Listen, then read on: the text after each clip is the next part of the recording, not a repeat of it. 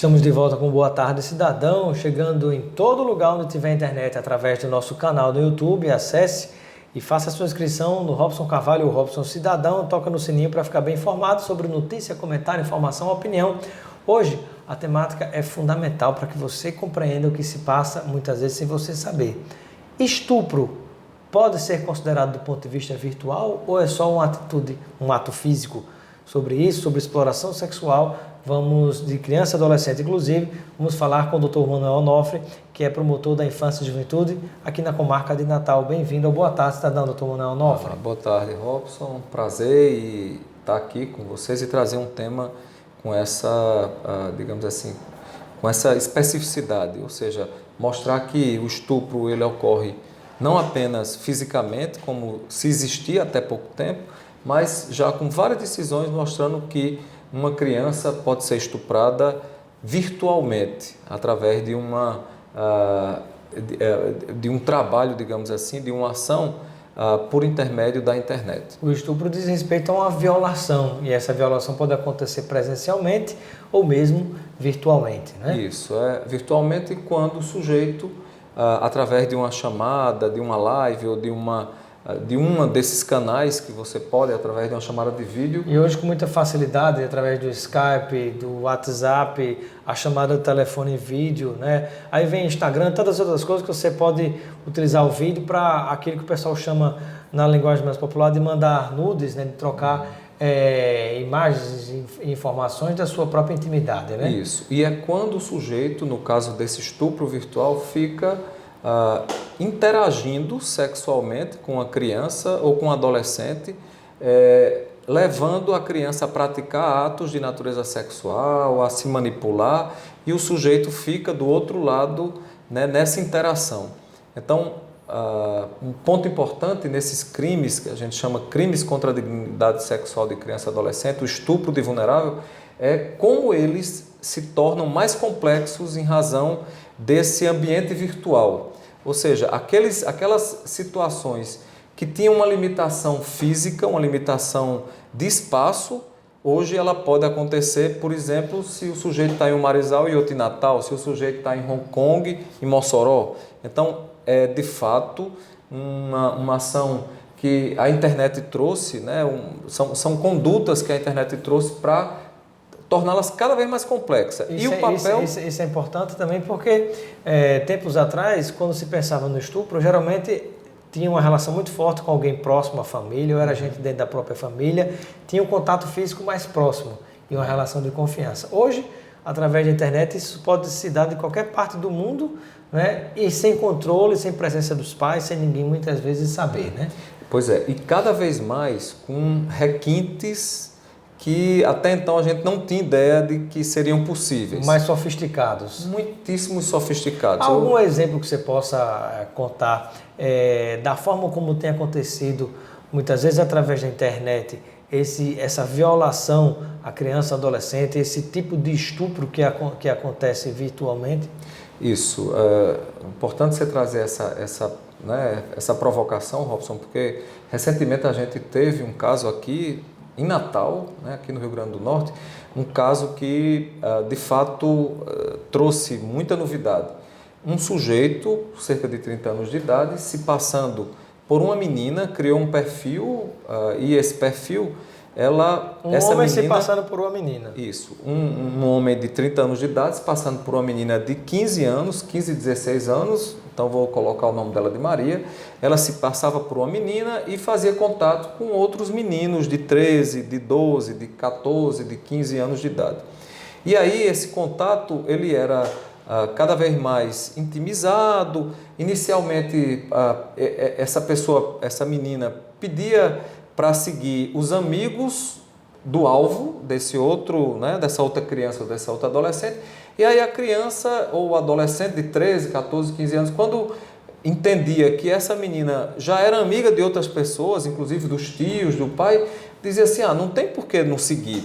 Primeiro era uma menina, e começava esse diálogo através das redes sociais, e esse diálogo ia se aprofundando.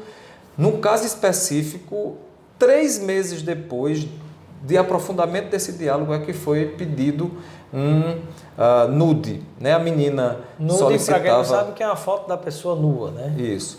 Então, e tinha uma espécie de namoro virtual e já participava da intimidade de ambos, porque a forma como utilizava a linguagem era uma forma realmente infantil, enfim. Ou seja, não havia por que esse menino desconfiar.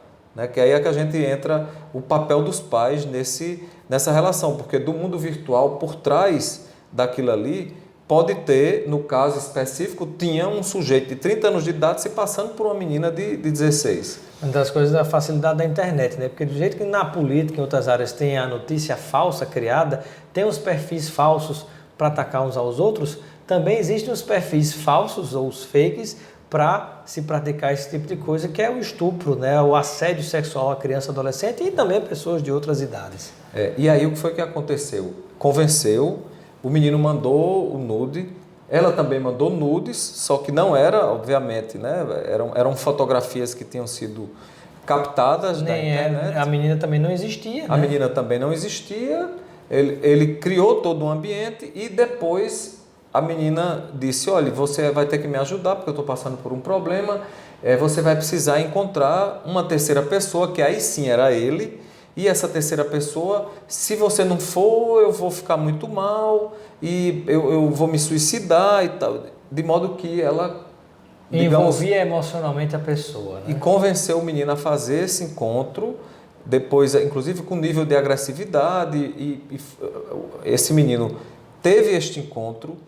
Quando chegou no encontro com o homem de 30 anos de idade, estuprador, né? E nesse encontro, o estuprador disse, eu vou ter que fazer um filme para poder mandar para Maria, porque senão eu não vou comprovar que estive aqui com você. E aí ele gravou um filme dessa relação, desse estupro, né? Bom, a gente só conseguiu descobrir porque esse filme vazou posteriormente e a mãe chegou até aqui ao Ministério Público e a delegacia especializada dando conta dessa violência que o filho tinha se submetido. Essa pessoa está presa hoje?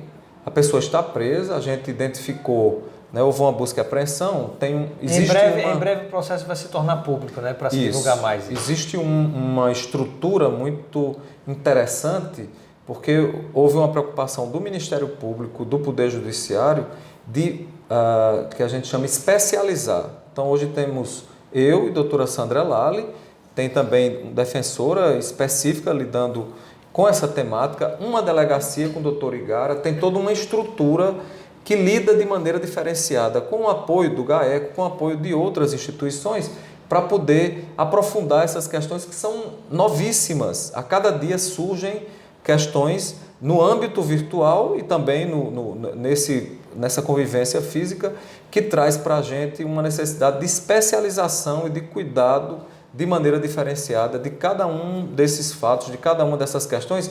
E o cuidado, obviamente, não é para poder dar resposta no campo da responsabilização, da condenação, mas também para ter uma atenção para essa vítima, uma atenção para as famílias, né? Para dar um suporte, para buscar e organizar serviços que, de fato, cuidem e que deem apoio à vítima e que deem apoio também a essa família. Então, há uma preocupação do sistema de garantia dos direitos da criança e adolescente em trabalhar essa temática de maneira realmente diferenciada. E comunicar isso como forma de alerta às famílias, né, para que fiquem cada vez mais atentas, né?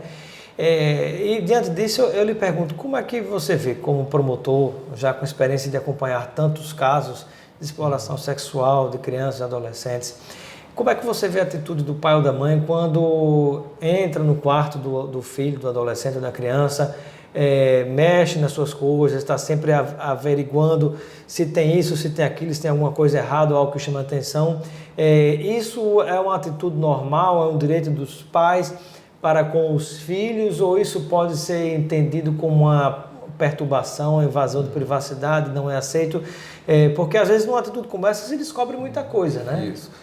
A intimidade de um adolescente é algo que deve ser preservada, mas o papel do pai, o papel da mãe é absolutamente necessário, principalmente nesses aspectos do universo virtual. Então, a abertura ela tem que ser irrestrita para que, de fato, o pai tenha trânsito, a mãe tenha trânsito e saiba com muita clareza onde e de que forma aquela criança está navegando. Então, Robson, não é... Que é o detalhe, que antes o problema podia estar escondido dentro do quarto. Isso. Hoje está na palma da mão no celular. Exatamente. E não é...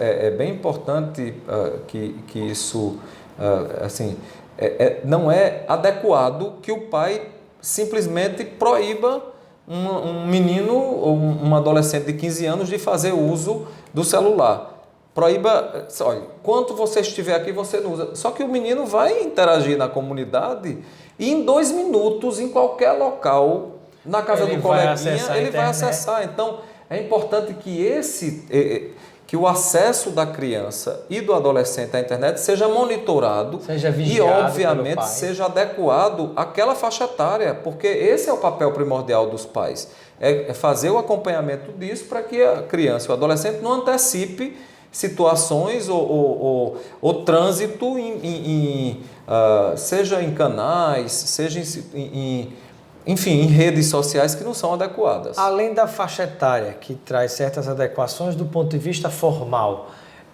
o que seria adequado do ponto de vista da educação dos pais para com os filhos ou dos responsáveis para com os seus tutorados, né, aquelas crianças e adolescentes, quando diz respeito a esse tipo de cuidado? Primeiro, as redes sociais, é primordial que os pais tenham acesso com quem aquela criança está se comunicando e tal. Que antigamente era a história do cuidado. Meu filho, ver com quem meu filho está andando, quem são os amigos do meu filho. Ou seja, ver com quem na internet ele está se comunicando. Isso precisa ter absoluta clareza. Primeiro porque pode ser um fake, como esse que se colocou, se passando por uma menina de 15 anos.